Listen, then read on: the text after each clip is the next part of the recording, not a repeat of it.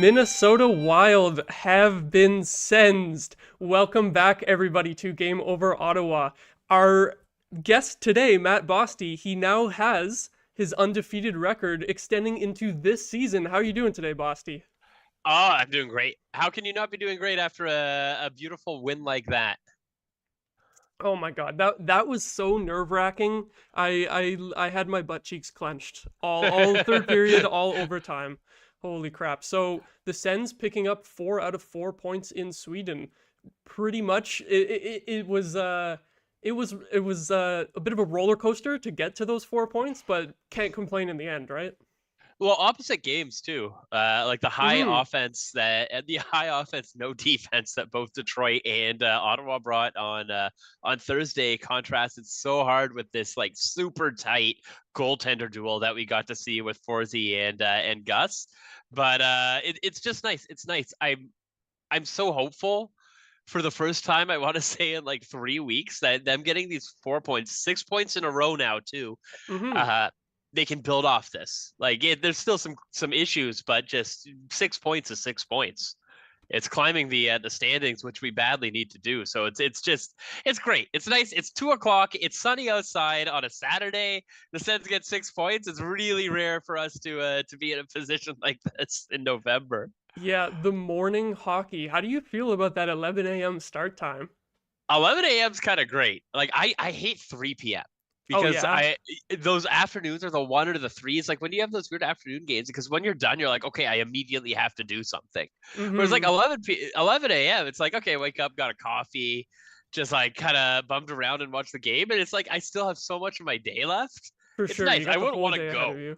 I Yeah. wouldn't want to go to any game that starts at 11. That's the crazy part. But just like Mm-hmm. that was great. Now, if we had lost, I would have said never again will there be an 11 a.m. game for the Ottawa Senators. Yeah, after the second period there, I was like 11 a.m. is not the vibe. It was not feeling too good, but we pulled it off in the end. Yeah, it's probably just my degenerate sleep schedule, but the it felt really weird waking up at like 10 o'clock and then the game. I make breakfast and then the game is starting already. That felt really weird. It's probably for people who watch a lot of soccer, like English Premier League, probably felt more normal because they've got those start times all the time. I would love to watch EPL, but I am not waking up for 8 in the morning. And the people who Exactly. do, you are deranged. If you actively go and wake up and you watch your F1 races, I just pretend. I Google Mm-hmm. the score, and then if you look ever check my tweets at like 11:15 on a Sunday, and I'm talking about F1 or soccer, completely just read a box score and pretending like I watched it. Yep, exactly. I used to wake up on Sunday mornings, Saturday and Sunday mornings, and just watch the EPL highlights on Yeah, TSN at like perfect. noon. Maybe there would still be one game going. So glad that we don't typically have games this early, especially with the Leafs playing at 8 a.m. tomorrow. I would be pissed if the Sens got one of those start times. Oh my God. Like think about the West Coast fans. Like you're if you want to watch these games, you got to be up at 5 in the morning. That's True. Oh insane. my Even the God. Japanese Olympics weren't that bad. Yeah. Holy crap. Well, we're here. We're through that early start time, and we've got like the earliest start time ever for a game over show, probably until Toronto. Toronto will one up us tomorrow by having a game over before noon, which is crazy. Unless the game goes really off the rails, huge Hmm. stoppages every period. They have to Yeah. change out every pane of glass. Let's Oh hope for God. that. Yep. So we'll get into a full recap of the game, but before we do that, we just want to thank our sponsor, Betano. The NHL season is heating up, and there's never been a better time to get in on the action. Whether you're looking to hammer an Austin Matthews anytime goal, or bet the under when the Sens are playing against one of their former goaltenders, our partners at Sign Up Expert want to make sure you're ready to sweat your bets with one of the best. Sign Up Expert is hooking up our listeners with one of the newest sportsbooks available in Canada, Betano. Betano is home to some of the best odds when it comes to betting on the NHL and offers unique markets including virtual soccer and basketball. All you have to do to get started is scan that QR code on your screen or click the link in the description to register and place that first bet. If you thought the Vancouver Canucks have been the best surprise of the season so far, wait until you try Betano. Don't walk, run to check out Betano today. Scan that QR code or hit the link in the description to get started. Start sweating your bets with the best. Always remember to bet responsibly, of course, and within your means, and viewers must be 19 plus to sign up for Betano. So there you have it. And For this game, I feel like we have to start off talking about Anton Forsberg, right? Picking up the player of the game nod. Oh, he got it. He got the rollie. A rollie Yep, for he Forsey. got Let's that go. rollie. When I think I saw, I think it might have been Kevin Lee on Twitter, or someone was like, after the second period, it's like these guys know there's a rollie on the line, right? Like they gotta pick it up, and someone's got to get that nice drip there, you know. So Yeah. Forsberg with an awesome performance here today. I think a lot of people have been worried about his play this season so far. We were discussing on our last show whether or not we wanted to see Forsberg in net versus Korpisalo, because a lot of people have just been saying we should just run with Korpisalo. But I was hoping to see Forsberg get the start. Mhm. Thankfully, he did, and it turned out well. 40 family and friends in the stands too. I know Yeah. the TSN, or yeah, it was a TSN game. They were showing all of Gus's family Mm-hmm. sitting there, but Forsey had like a whole section, and there is something about playing in front of your family that's just different. Korpisalo absolutely has been kind of in our last 3 games that he started has been the big reason why we've had our wins. But Forsberg tonight, he was locked in, and after the game that he had his last start, where what was it, 3-0 10 minutes into the game, Mm-hmm. uh like it really was imperative for him here getting the nod, just because it's the classy thing to do in Sweden. And then he was like, I'm thinking he didn't make any like showstopper saves, but that's Forsberg. He's just such a steady goalie. And that pass, like Oh that, yeah. we're gonna be seeing that one for years. It's We're we're amazing. getting some highlight reel plays here in Sweden, like from obviously Timmy last game, and then Forsberg, the Brandstrom Swedish connection on that play. That was freaking awesome. Well, that's just it. Like, is this like, I know we joke about the Senators being the main character of the NHL, but like we absolutely are.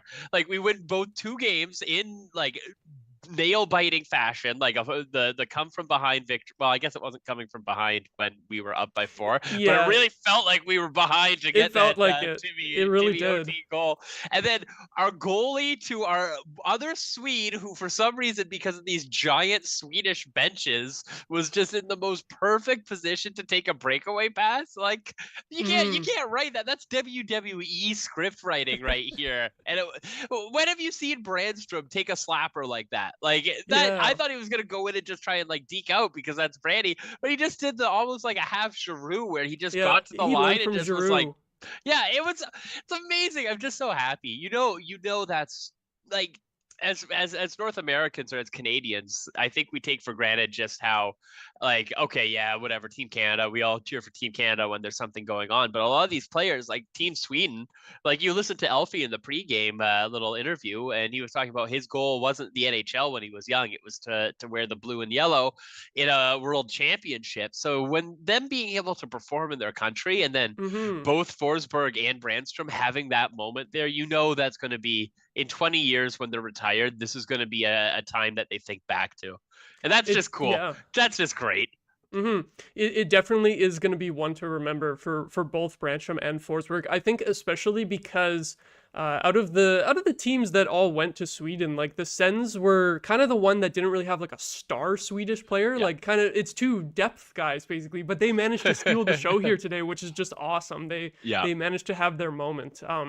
So very happy about that. I screamed very loudly when Brandstrom scored. I think not just because it was a huge goal, but specifically because it was Eric Brandstrom and we all love Yeah. him so much. It's been awesome having him back in the lineup for these past few games, and we really noticed his absence when he was out too. Like Tyler Clevin and Nick Magnafalo playing like 5 minutes a night. That was just not feasible. So whether or not they should have been playing that little ice time, the fact that we had Brandstrom back in there now, DJ actually trusts him a little bit to play at least like 15 minutes a night. So it makes a huge difference. Regardless of the goal tonight, it's just been absolutely awesome to have Brandy back, eh?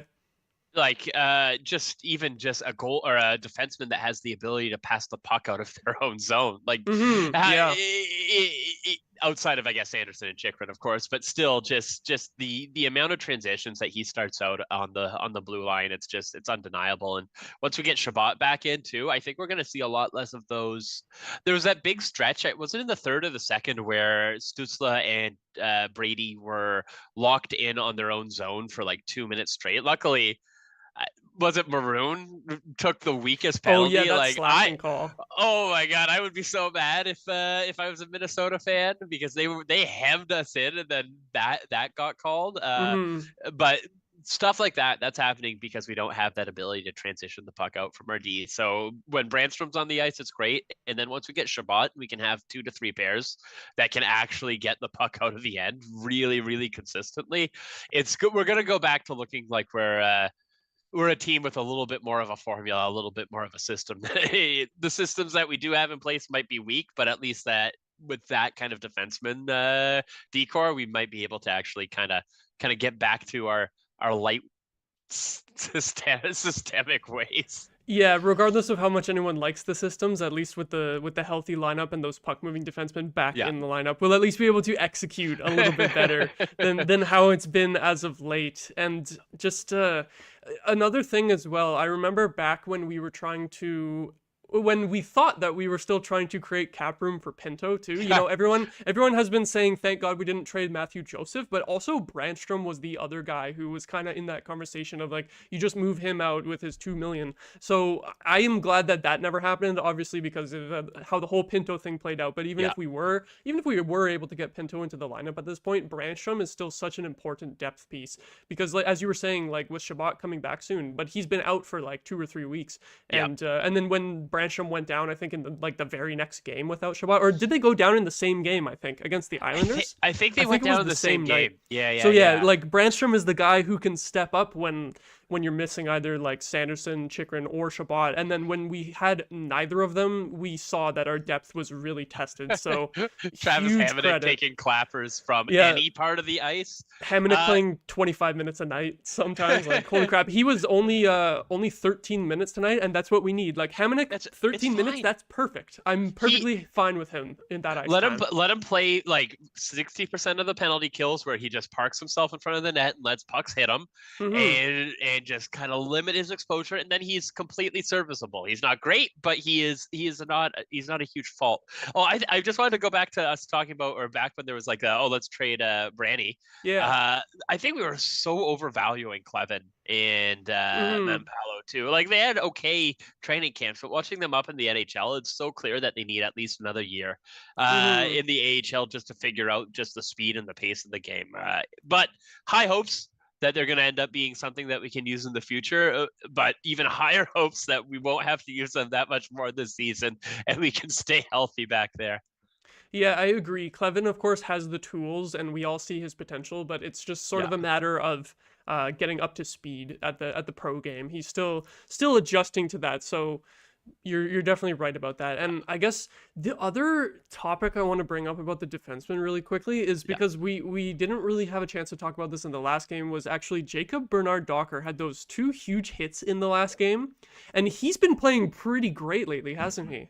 Well, where did this come from? Yeah, because, it's so weird.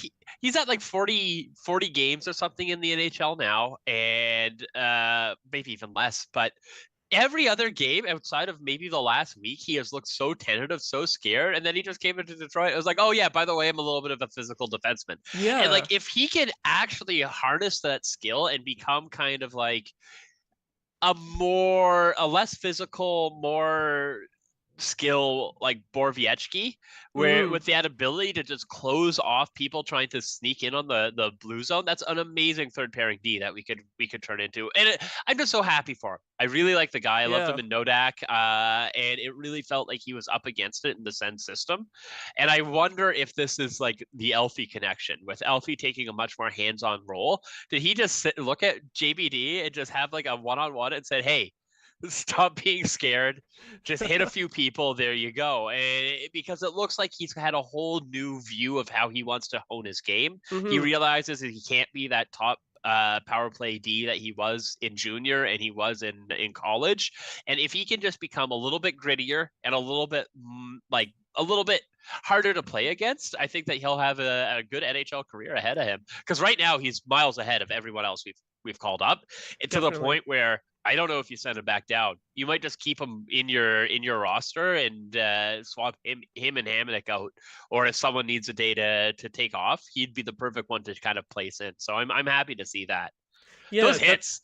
That's Oh, exactly what I was gonna say was if we have the cap space, I would totally just keep him up as a seventh D for a while, and like you said, switch him in and out with Hamonic as needed, especially because it's going to be a really condensed schedule for the Sens yeah. coming up soon. You're going to need to be rotating guys in and out, and I'm sure guys will be picking up injuries every now and then. So the fact that JBD has been this good, um, after we've already had some injuries too. Like he started off slow his first few games after being called up. I Yeah. don't think anyone was super impressed, and his preseason no one was super impressed either. So people were kind of writing him off, but he's actually like impressed me for the last few games now. Even before going to Sweden, I thought he was playing as one of our better defensemen. I was kind of liking him paired with Chikrin, and then of course those hits against Detroit. If he can start to consistently have a physical element to his game, that's going to be completely awesome. And I saw on Twitter as well that he apparently leads the team in block shots somehow. I think like over I think that was over the course of the whole season. I'd have to like fact check that to confirm,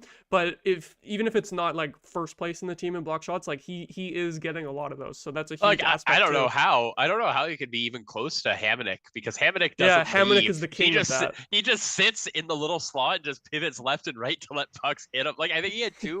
Like that one where he got like rocked right in the arm, and I think someone was like, "Oh, are you okay?" He's like, "Oh yeah, just hit my arm." Like Yeah, he's he such a had to crazy like dude. put his Yeah. elbow in front of his face to save it from hitting him in the mouth. At least he has good vibes. But yeah, Bernard Docker, like, especially, is Hamonic on a 1 year deal or a 2 year deal? I think it's 2, 2 year, right? 2 year. Yeah, Yeah. like we don't know how that's gonna go into the second year, but after Hamonic's contract is up, if JBD could just slot right in there Yeah. and bring a little bit of that physical presence and the shot blocking, that's awesome for our blue lines depth in the future. Because especially for right-handed D, like the only other guy we have is Lassie Thompson, and with JBD's playstyle, it probably gives him more of an edge for that bottom pairing. Yeah, and Lassie, I do have hopes that he can kind of figure out more consistency of the game because I remember it was last season he had that ridiculous pass. I can't remember Mm-hmm. who scored it, but it was like a Carlson light pass over two lines just to have it land on the other player's stick. So if he can get that going, but he's struggling this year, and I think the whole you're being sent to Anaheim, you're back to Ottawa, back to Belleville, like that's not an easy thing on any player. But hey, if we're struggling or if we're suffering from too many D prospects that we're kind of hoping to get a next level, that's not the worst thing in the world. For sure, for sure. And just a quick reminder to anyone watching live that we will be checking in on the chat sort of towards the end of the show. So any questions or comments that you have about the game or for me or for Bosty, leave them at any time, regardless of if it has anything to do with what we're talking about. We'll check in closer to the end and do a little bit of a chat recap to close out the show. But from there, I guess we've been talking a lot about the defense. You want to talk about the forwards a little bit because it's tough to talk about the forwards today in a game that was so low scoring, right? Yeah, and the goal came from a goalie to Yeah, goalie and defenseman. to a D. Yeah, it's Mm-hmm. not common. Yeah, but yeah, I'm trying to think to what was even kind of going on because it didn't really feel like any of them stood out in either a good or bad way. Yeah, like if we didn't come back and win this game, I was totally prepared to come on here and just roast the offense entirely for not being Yeah. able to generate anything because outside of the shot total somehow hitting 30 shots, which that surprises me. Like to me, it felt like closer to 20. Like I'm sure there was a few shots there that we were just dumping it in from Zero outside the second zone. chances. We had He zero had second no second chances. chances at all. That's And 100%. against Gus too, Gus is a rebound goalie. Like if you Mm-hmm. watch how he plays, he just plays all with his legs and he kicks them right back to the slot. But I guess Minnesota also looked so dialed in. And after they had given up 8 goals in their last game, I'm pretty sure they were just determined Definitely. not to let that happen again. I thought Timmy was good. I thought Timmy was good tonight. He was trying to make a lot happen, which I'm happy to see. Brady, I think, had a lot of trouble kind of finding space. They had Mm-hmm. circled his number, but Joseph was such a He firecracker. was flying again tonight. Like he was making space. He was getting in other people's faces. I think he had a penalty, but he also drew a penalty. Like he was just engaged in every zone. So it's super nice to see him. Well, he's third line, second line, and now first line, and each time Mm-hmm. he's been promoted, he looks like the best player on the line some nights. That's exactly what you want from a player like Joseph, and it's just so nice to see him put it together after the rough time yesterday last year.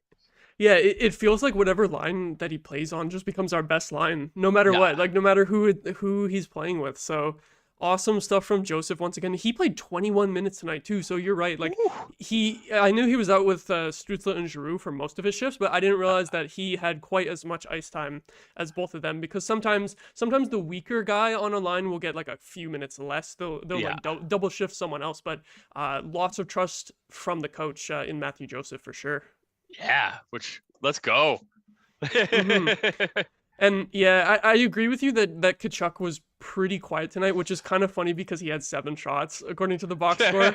But you're right that they neutralized him pretty well, because I think Minnesota is one of the bigger teams able to handle Kachuk's physical play. So it's not like he was just out there steamrolling guys like we see sometimes. And those 7 shots is kind of like, some of them were off the rush from far out, or just like banging in and around the net, like as he's usually doing. So it was kind of a quiet night for Kachuk, but he definitely had the effort there tonight. And I agree about Stützle too. Like it seems like lately Stützle will have one game where he just totally explodes, and then the next game no points. Like I think it was the 4 points against Toronto, and then the next night against Vancouver wasn't nearly as good. The amazing game against Detroit, and then quiet again here today. But I did like his game overall. Still like really good with puck possession and breakouts, even though obviously no one was generating offense for the Sens at all. So it's like I can't really blame him, right? He gets a pass. Yeah. Every time I watch Minnesota, I forget how good Brodin is. Yeah, he's underrated. Well, it's just you watch just the small things he does. He never loses. Like every single play, he always came out on top. Whether it was muscle, whether it was getting the puck, or whether it was even just like blocking passes. Like how many we had, like 6 cross crease passes in the second that got blocked by whatever D, which made the game look really, really boring. But it was kind of, it's always interesting to see these teams that you don't really watch often, and who really wants to watch Minnesota? Like they are the least exciting. Like even Kirill is a superstar, but like he does not have that same level of notoriety that everyone else in the league does. They're just kind of like that. So it's watching Spurgeon, watching Brodin, and watching just kind of like even Eriksson Ek, who is having such a year. It's good to see, and seeing him on this big stage, it was kind of it's kind of nice to remember that, hey, they might actually end up being another good team this year after their rough start. Yeah, it's interesting because when we started to preview the Sweden games, I didn't realize that Minnesota's record was so poor. I think they were like 5-8-2 or something heading into Sweden, and I couldn't believe that one of these teams going to Sweden was worse than the Sens, just like on paper in terms of wins. So I guess it makes sense in the end that this was a fairly evenly matched game. I was just expecting it to be more of a shootout, right? I was expecting it to be like 5-4 or something, the way both these teams have been giving up goals. So definitely credit to the Wild for sure for getting back to their more defensive style that they're usually known for. Yeah. And I'm happy to see Gus have he got a point. He had a very strong game, and it's good to see that because he's had a lot of struggles this year. And I know that he has, I know that he takes things pretty tough. I know when he was in the Sens organization, he had a lot of ups and downs. So not having a bad game in Sweden is just, on a human level, I'm really happy that he'll also be able to think back to this and know that he had a good time in front of his friends and family too. But not as good as Forsberg, because I prefer Forsberg. Yeah. Happy for Gustavsson, especially because we still won the game and we didn't totally light him up, so he got to have a good performance. He did as much as he could in terms of getting to the shootout and only allowing 1 goal. Like he just got no help from his offense at that point. So that save on Timmy was really good. Like Timmy had moved him a whole bunch, and being able to stretch back there to block that little wrap, that was not easy. So super good. Who took our second shot? Batherson, I think. Yeah. Was it Batherson? Yeah, that one wasn't that good. Yeah, that one was just forgettable. I don't even remember what move he made. But the save on Timmy, you're right though. It looked like Timmy had him beat, and he got the blocker down like right at the last second. So full credit to Gustavsson tonight too. Yeah. Glad that he was able to have a good game in front of his friends and family in Sweden, of course. In terms of Gustavsson, do his struggles so far this season make you feel a little bit better about how we traded him away? I love Gus. I was a Gus fan when he was in Ottawa, but his season, the season before we traded him, was such a.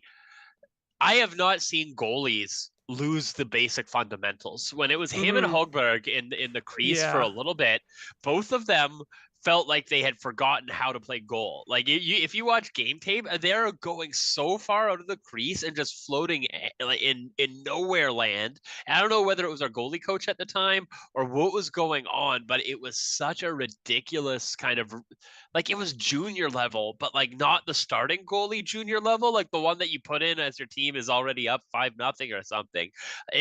So having to watch him last year look like one of the best goalies in the league just broke my brain because I Yeah. couldn't believe how a goalie could go from that to that in like 6 months' time. But it's also Minnesota system, and last year they were firing on all cylinders. Mm-hmm. So I'm happy. I should say I'm happy, but I am. I'm happy that I was right about some of my concerns with him and his consistency. But at the same time, I don't ever want to see a goalie like kind of bomb out of the league. And I do think he has the toolkit to go. But no Vezinas. Not for Cam Talbot. No Yeah. Vezinas, please. Exactly. Like if we had won a bunch of stuff with Cam Talbot, but instead Cam Talbot, like I like Cam Talbot less than I like Matt Murray, is how I Oh would go. God. Yeah. It really went south at the end there with him. That's exactly what I was gonna say, is just the fact that Talbot didn't work out too well and we didn't re-sign him. Is that Yeah. even if Gustafsson doesn't become amazing, it's definitely a loss of a trade from a value perspective, just because you didn't retain the player that you got back for Gustafsson. But yeah, as long as Gus isn't just winning Vezinas, because last year he was creeping into that Vezina conversation like just a little bit, like getting near like the top 5. So Oh yeah. it was getting scary. So like in terms of Gus, it's if he can just be average, if he can just be like a decent goalie, like 9-10 save percentage for his career or something, like cool, good for him. I'll be happy for him. Just no Vezinas for him, please. I totally agree. Totally agree about that. He can even win a Jennings. I'm fine with him Yeah. winning a Jennings, but no. Has the sense? Have we ever had a Vezina candidate? Actually, I'm trying to remember. Did Hasek year. Anderson get nominated in that short season? He should have, but they didn't because They he didn't snubbed play him. enough games because he cut Oh. it. But he had a 9.41, and it was Yeah. like a 2.1. It was a historic season, but Oh, man. the NHL elite refused to give him a nod because he cut his hand cutting chicken. Because that season was unreal, and he was unreal, and our D at the time was so terrible. I thought they might give it to him because they would look at what we were playing with and be like, "Oh yeah, he deserves it." It was that short season was entirely that was the Carlson injury season as well, right? Yeah, Carlson and Spezza were both out. Yeah, so he willed us into the playoffs at that point. Then we had Mike Condon, I think, came in. Was that who we traded for after the injury, or was that 2 years later? Yeah, I try to remember. Did we get? I thought we got someone when Anderson was injured. I got the hockey Maybe DB not. open. Oh, good. So we good. we still had Ben Bishop at that point. It looks like right. And Leonard was coming up from Binghamton. At that, I think it was Binghamton at that time. Yeah, so, 100%. Yeah, so that was before. Actually, that was the season that we traded Bishop for Conacher, right? That's when that happened, I think. Because I remember Corey Conacher scoring on the Habs in the playoffs that year at a game that I was at. I remember that. Yeah, it must have been. When Anderson got back, we traded Conacher, and we kept Conacher for a little while. That trade doesn't get enough. That trade does not get enough discourse on Twitter. We need to bring that back because that was the next. That's just such a weird little funny little moment. I feel like with both guys pretty much out of the league now, it's been kind of forgotten. But you're right that one did not turn out well. But what an acquisition from Brian Murray to originally bring Ben Bishop in too. Because if we kept him, oh my God, things could have been different.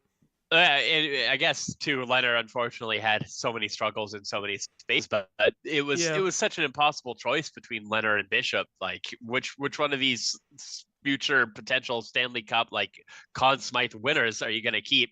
And the real answer is neither. They both. Well, Bishop had that 1 year with. Was it Tampa where they made it to at least the ECF? Oh yeah, they got to the finals with Bishop. Yeah. Yeah. They lost to Chicago. Good. Yeah, he was really good at that time. And then after that, he never really kind of recovered from injuries. Hockey players need to stop.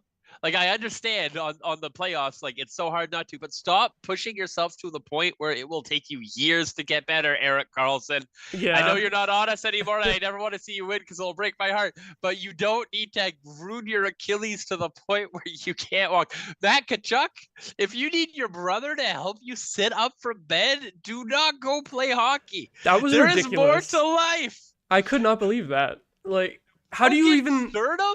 A broken sternum? It's insane. Kachuk needed help getting out of bed and putting his gear on. If you can't even like bend over to put your gear on, how do you skate? How do you take a hit at that point? Like, how do you oh, also man. still score 2 goals? I know it's Yeah. like Toradol and a lot of other stuff that shouldn't be in that spot, but still, holy moly.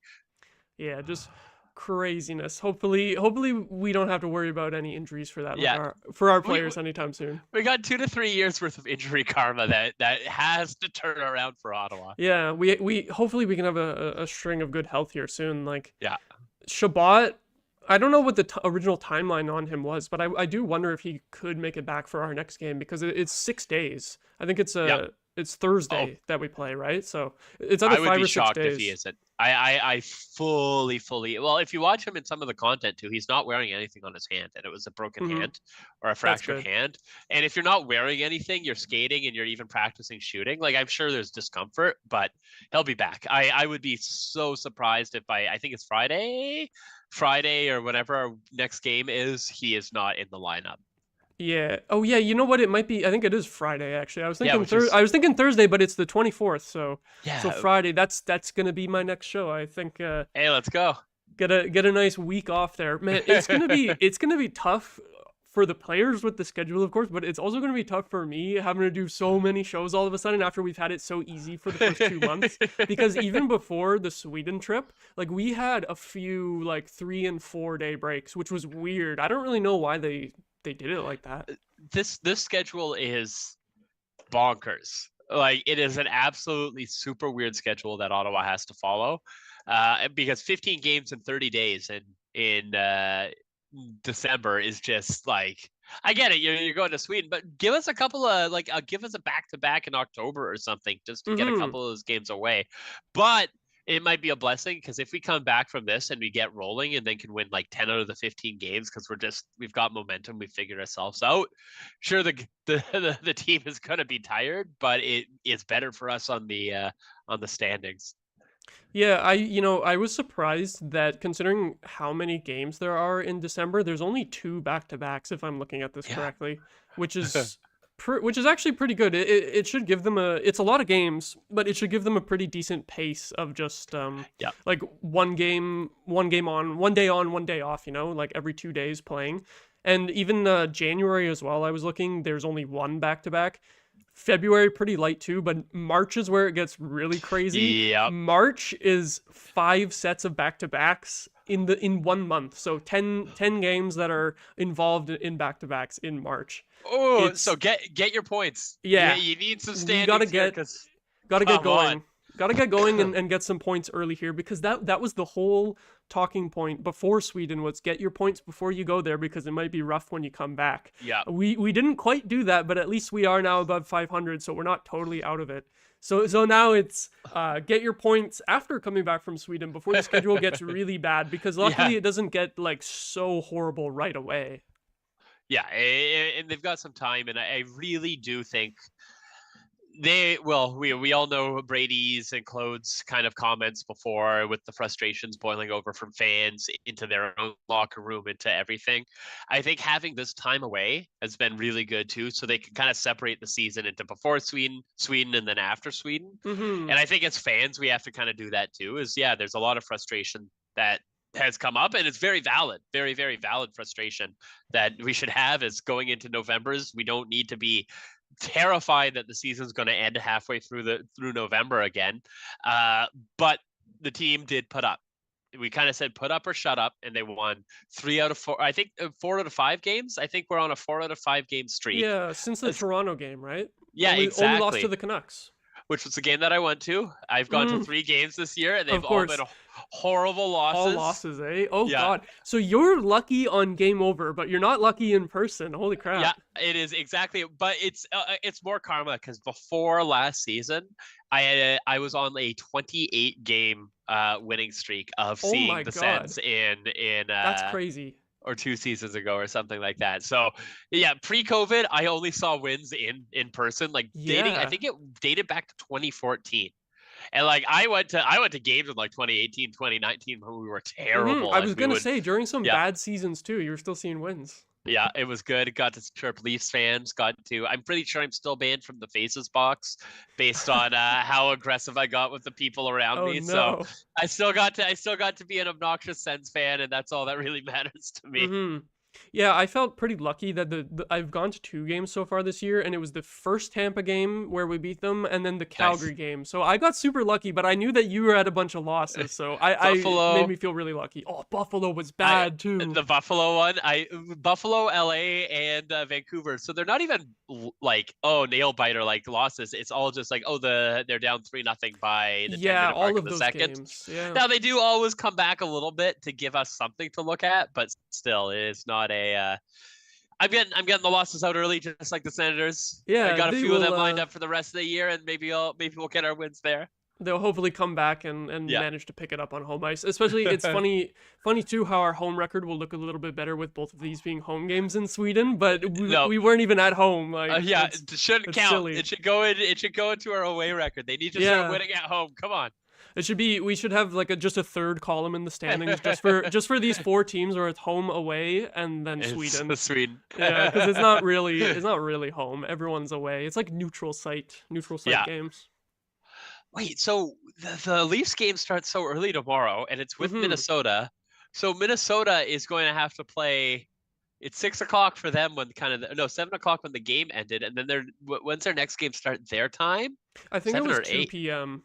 Yeah, so they're gonna have like 14 hours in between. That's What? brutal. That's ridiculous. Yeah, I think when their game tomorrow ends, it will be right around the time, like 24 hours from when it started today, right? Like that's 2 games within 24 hours, pretty much. By that logic, that sucks. That's crazy. That is. I'm sorry, Minnesota fans. Gary Bettman, get out of here. The worst part too being that I think they said that Minnesota arrived in Sweden on Tuesday, and then they had to sit until Saturday too. Like what a weird schedule decision. Like even the Sens kind of like the Thursday Saturday I think is the best of all of the bunch that they have, but even then it kind of feels like they should have had like a, because they got in on Monday, I think, the Sens. Yeah. Like what they left on like right after the Calgary game, I think, the next day. Yeah, exactly. Like it feels weird that they're doing the 1 day on, 1 day off. Like with the 4 teams, you could have given everyone like a couple of games, a couple of days off, because that's why I guess the Sens had to do their paddle tournament, because it would have been kind of nuts to like practice, game, practice, go. Like it just would have felt like such a weird. Yeah, which what a great tournament though. Shout out to the Sens content team this year. They are absolutely killing it, and I guess half of it is new ownership, probably letting them play a little bit bigger in the space, but also just it seems like the guys on the team right now are having a lot of fun with them too. So it's super cool watching them on TikTok. They finally have even though every team is doing it, I still want to see what Dominic Kubalik is forgot when packing at home and stuff like that. So it's nice to get that going. Yeah, ever since I think it was Craig, since he was gone from the content production team, it had dipped a little bit, but now we're seeing that quality again, and the post game videos too. Like as soon as I'm done this show, I gotta go see who got the fire helmet. It has to be either Brancham or Forsberg. I think they got to give it to Forsey. As good as the Brady goal is, Forsey 3 saves in the shootout. Perfect in the shootout. How many shots did Minnesota get? Was it 28? 27? Let's see, 25. 25? Okay, but still 24 saves. That's still a really good record. I think we'll be seeing him rock that Rolex. I want to see Ron Hainsey shake his hand. Oh yeah, we need another Hainsey appearance in the videos too. Like what a weird. I know I bring it up probably everything. What a weird thing that we had Ron Hainsey at an insane cost, like 4.9 million or whatever, and then afterwards he's like, "Yeah, I'm retiring." Like I don't know if there's ever been another player in the league who so clearly was like, "I'm only in it for the money here." Yeah. Like every other like spot, he probably would have just hung him up unless like some perennial contender wanted to get him as a seventh defenseman for like league minimum, and we were giving him 5 million. Eric Goodbranson right after.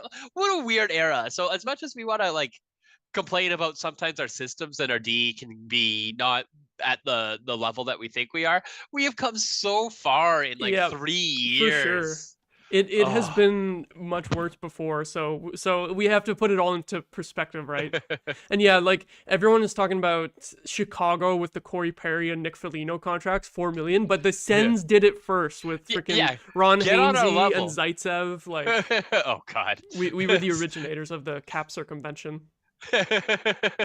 But not in the fun way, not the fun way that No, wins in Stanley Cups like Tampa and Vegas, in the way where exactly. it's like, oh, you are going to see the worst product on ice. Let's Mm-hmm, mm-hmm. go. The one thing, the one aspect where Dorian was very good at managing was managing the cap floor, not the cap ceiling somehow. Apparently that's much harder, but the cap floor, he was a wizard. And I do appreciate that whether it was Eugene's orders or not, we're not in a Minnesota situation where we signed two players for way too much money and now have like what is it, negative 15 million or something? Oh yeah, it's Like somewhere around there. It's gonna be like bad. that's like how I don't even know what how they're gonna do.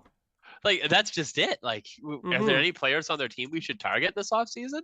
Yeah, whoever Minnesota wants to move out, we'll take them, I Erickson guess. Ek. I would love Erickson Ek. That would be If we could pretty do good. that. Yeah, Brodeen too. Yeah, there we go. That's fine. Yeah, you don't need him. We'll Oh, join in on the Minnesota fire sale.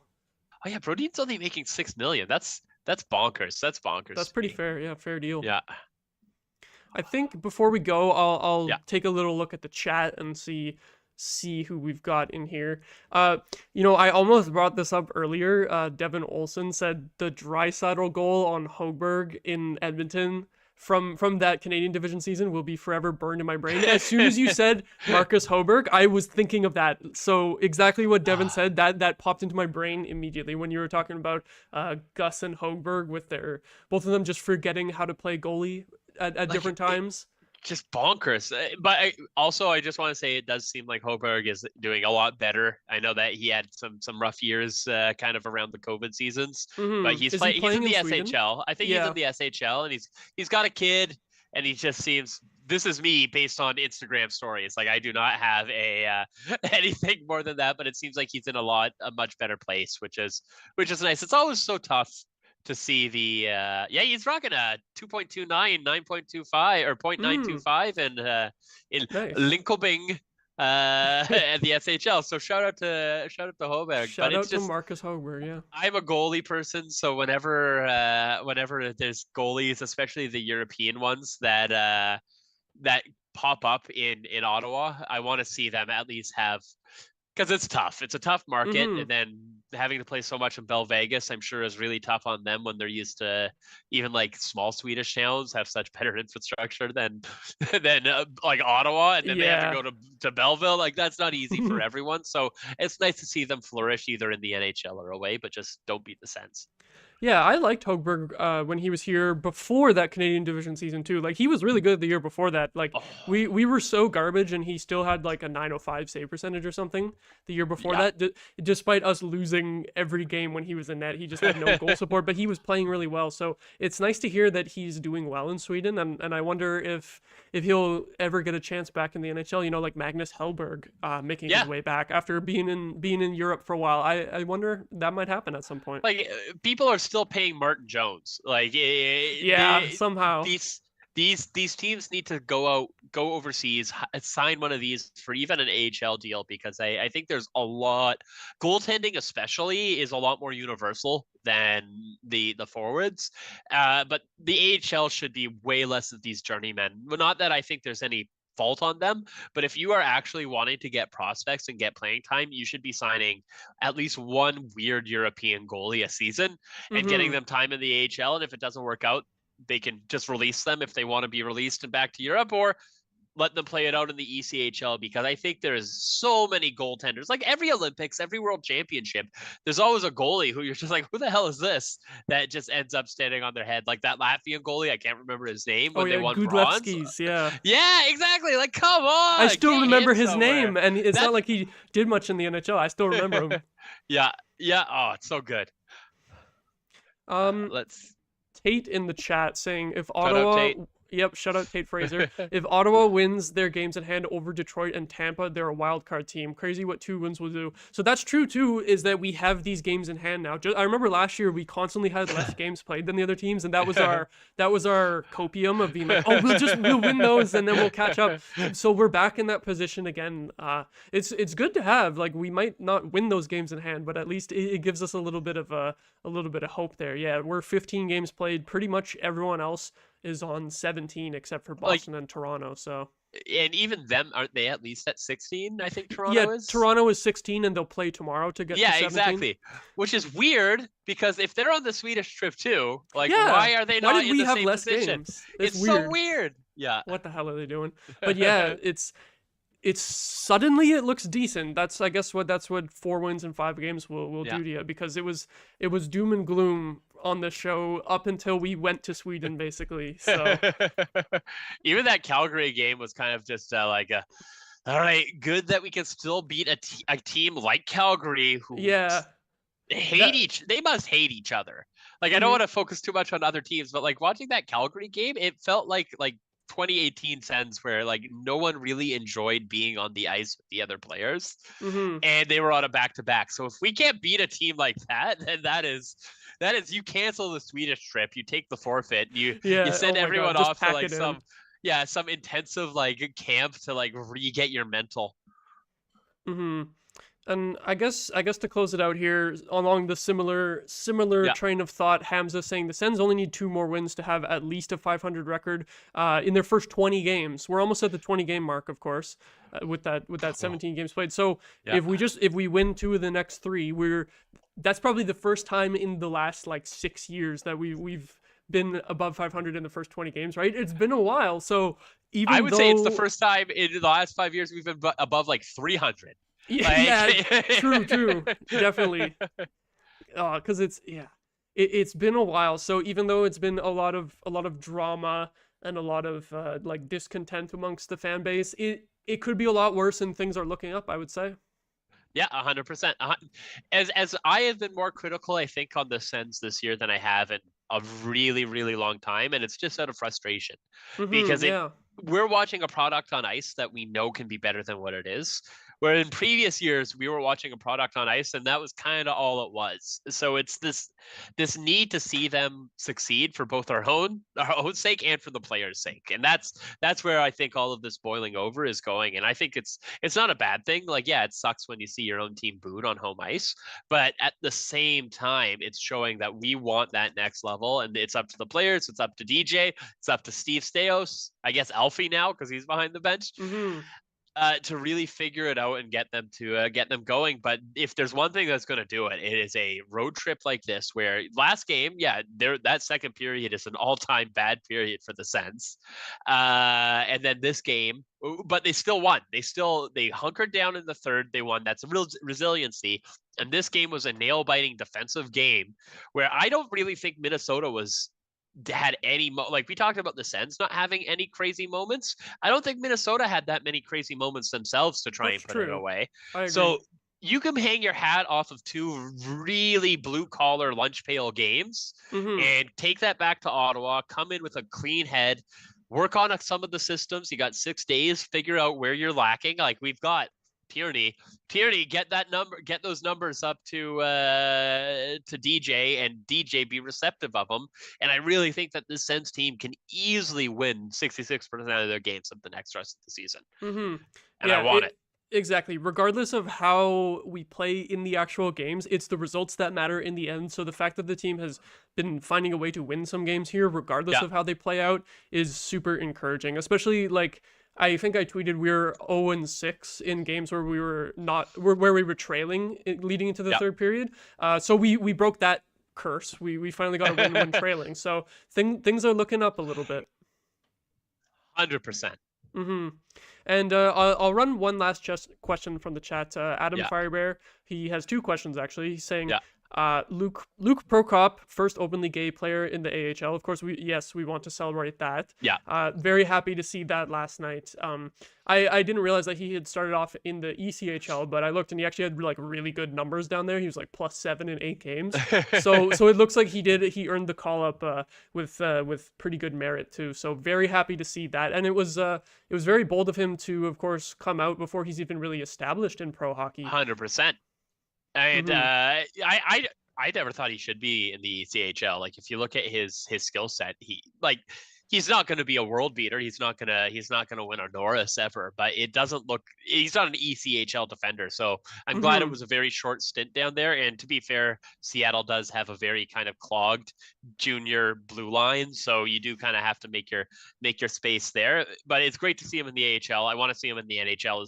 And I would love to see it this season because this season has been such a regression of progressiveness in a lot of places. But since we're on a hockey podcast, I won't go too far off base. But having that to start the season, the discourse last year around pride jerseys and the players like Reimer and the Stalls kind of deciding to ruin it for everyone else in the league for having no backbone and sticking up it was disgusting. So having that pushback, it's great. You got to celebrate all the players that are willing to do it. What was the team? Who was the team that had their Pride Night? They all had a Pride. Was that Seattle still? Oh, was it the one yesterday? Yeah, it was recent. Winnipeg last night. Yeah, Winnipeg. See, I forget about Winnipeg.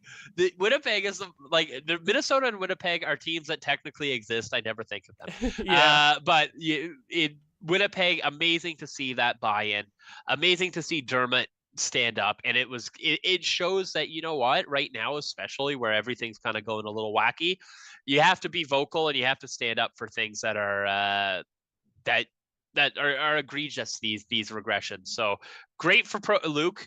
I want to see more. I want to see him up in the NHL, and I want to see him not ever have to fear for his own career, fear for his well-being, and fear for not being accepted on a team. So this is a great first step, but the journey is just starting. Yep. I totally agree with everything you said. And Prokop, hoping he makes the NHL, especially because if you think about it, there's like 1,000 players in the NHL at any given time. But yeah. And that's not counting like AHL players going up and down. Odds are a few of them are gay and they haven't been able to come out yet. So I think Prokop already being out and then potentially being able to make the NHL while already being in that position, that could be kind of inspiring for other players who are potentially closeted too. Like it must be tough, especially with how big like all the wives and girlfriend like events are around all the teams too. Yep. So it's awesome to see from Prokop. I'm glad that he was able to take that step for himself to come out, and I hope that he has a fantastic career and makes the NHL soon. And Suns can acquire him. Yeah, we can do that too. Bring him in. I'm down. I'm down for it. Oh, perfect. And then the other question that Adam had was, how inconvenienced is Bosty going to be when he has to appear on all these streams now so we can go on a 10-game run? I do nothing. I am like, if you look at my Twitter feed, you see that I am constantly tweeting at all hours of the day. Yeah, it's because I do not leave my house. So it is not inconvenience at all. I watch every game. The only ones I can't go to are the ones where I go to the game itself. But even then I can like terribly FaceTime in from the CTC parking lot. So yeah, I'll be here. Don't worry. Yeah, your streak is alive, and I think it's 4. It's either 4 or 5. Like 5. Here's the thing. I seem to remember having you on 4 times last year, but I can only remember 3 of the games. So I don't know if it's 4 or 5 at this point. But either way, I'll take it. Regardless, especially with the Sens being basically like a 50-50 coin flip from last season and this season with their record, like that's very impressive. So we might have to have you back on again very soon to keep the winning streak alive. It's not for the content, it's just for the points. Exactly. Whatever we can do for some good karma. But that's where we're going to leave it tonight. Before we go, do you want to plug your Twitter or anything? Hey, you can follow Matt Bosty. You'll see me around because I don't shut up. Yeah, if someone watching somehow doesn't know you already. But in all honesty, just support good causes and just be kind to people. 100%. So yeah, that's where we're gonna leave it for today. Very glad with how the Send Sweden trip went, and I will be back in 6 days from now. It's gonna be a long break to cover. I think we play the Islanders, so I will be back for that stream. Hopefully I will see you all then. Thank you everyone so much for watching. Subscribe to SDPN if you are not already. We are closing in on 100,000 subscribers on the channel, so we want to get those numbers up and hit that milestone. Leave a like on the stream because it really helps. Share this around if you enjoyed. Thank you everyone for watching or listening, and have a great day. Boom. Yeah!